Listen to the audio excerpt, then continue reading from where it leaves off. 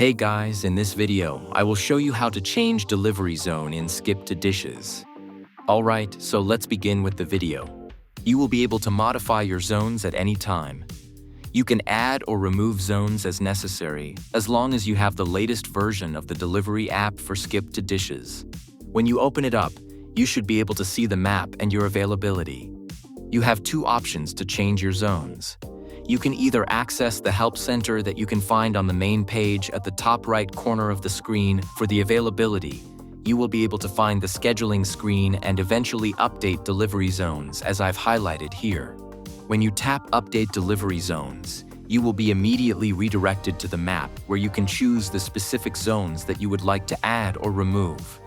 I blurred the map as you can see on the screenshot, but all you have to do is select the regions on your own map and then save the changes at the bottom.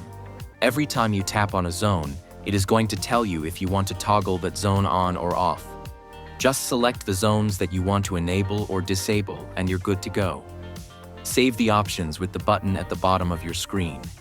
As soon as the zones are saved, they will reflect on your availability when you go back to the delivery screen, and the zones that you excluded will not appear anymore.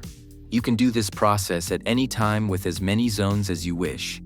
Just make sure that you do it and save the changes after you are done selecting the zones. Like I said, you can either do it through the Help Center and go into Update Delivery Zones, or go to the Availability tab, Scheduling screen, and then at the top right corner, Update Delivery Zones inside of the settings. Regardless of which option you pick, the changes will be reflected immediately on the Skip, the Dishes Courier app. So that's basically how you can change delivery zone in Skip to Dishes. So that's all for this video. Consider subscribing if you find it helpful, and I'll catch you in the next one. Thanks.